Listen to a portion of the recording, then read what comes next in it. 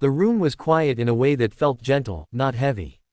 Soft lights rested on the walls, warm and calm, like late afternoon sunlight. This was not the big stage with loud music and flashing screens.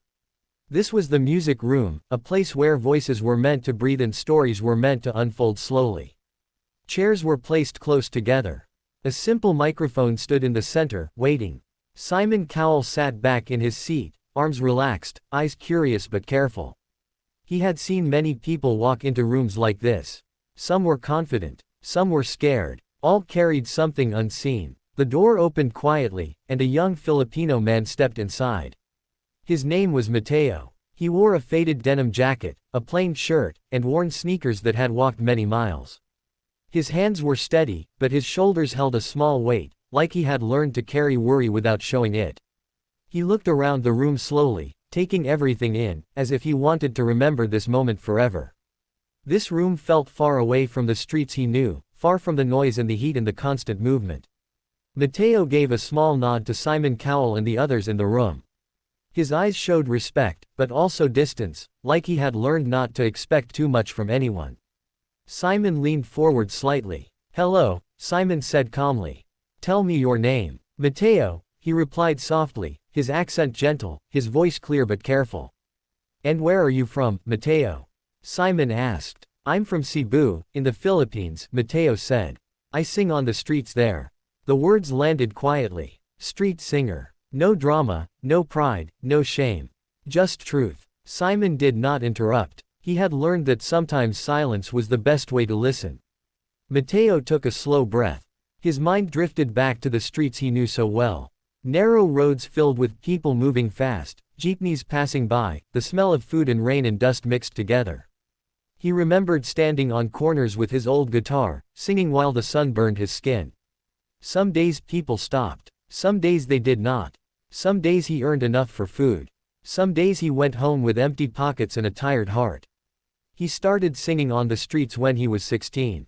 His father had gotten sick, and his mother worked long hours cleaning houses. Mateo had quit school to help. Music was the only thing he had that could turn sound into money. At first, his voice shook. People passed him like he was part of the wall. But slowly, his voice grew stronger. He learned how to sing not just with sound, but with feeling. He learned how to let his pain travel through the notes. Simon watched him closely as Mateo spoke. There was no speech prepared, no story shaped to impress. It was simple. It was real. "What are you going to sing for us today?"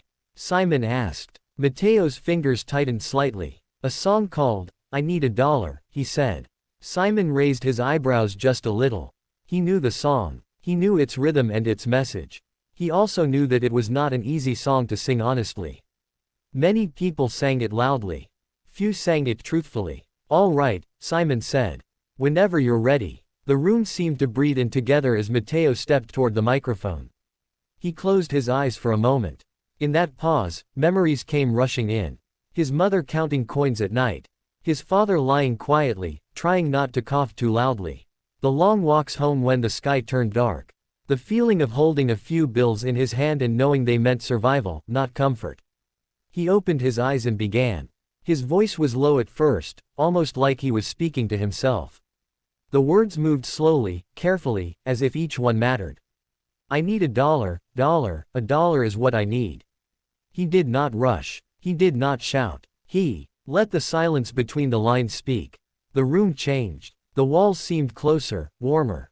The lights felt softer. Simon's posture shifted. He leaned forward without realizing it, his eyes fixed on Mateo.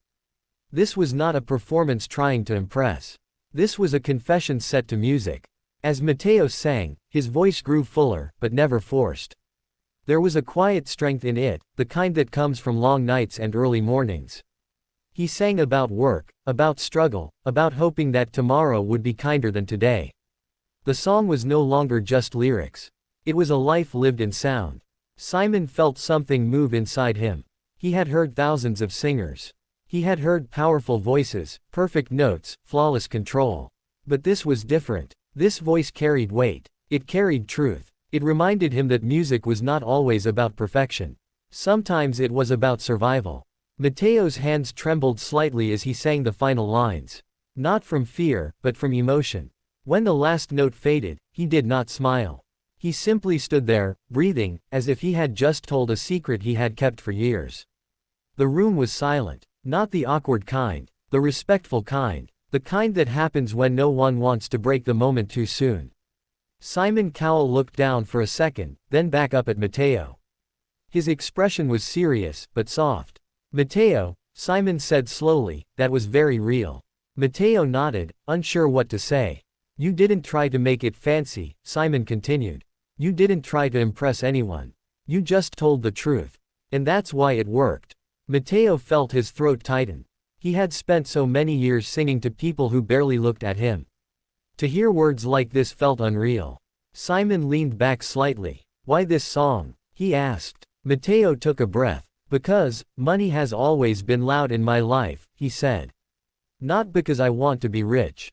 Just because I want things to be okay. Food, medicine, a little peace." His voice cracked at the last word, but he did not stop. He stood straight, letting the feeling pass through him. Simon nodded slowly. "That came through," he said. "Every second of it." For a moment, Mateo remembered the first time he sang this song on the street. A man had stopped and listened quietly. When Mateo finished, the man handed him a dollar bill and said, "Keep singing. You sound honest." Mateo had kept that dollar in his pocket all day, not for the money, but for the kindness. Now, standing in this quiet room, thousands of miles away from home, he felt that same feeling again. Simon took another breath. "This music room," he said, "is about moments like this. No noise. No tricks. Just a voice and a story."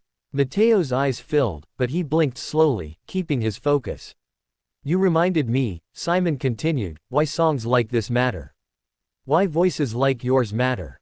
The words settled into Mateo's chest like warmth. He bowed his head slightly, not knowing how to respond.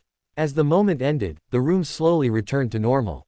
Chairs shifted. Breaths were released. But something had changed. A quiet connection had been made. Later, as Mateo stepped out of the room, he paused in the hallway. He placed his hand over his heart and closed his eyes. He thought of his mother. He thought of the streets. He thought of all the nights he had sung under broken streetlights, hoping someone would listen. For the first time in a long while, he felt heard. He did not know what would happen next. He did not know where this path would lead. But he knew one thing. His voice, shaped by struggle and hope, had found a place to rest, even if just for a moment. And sometimes, that moment is enough to change everything.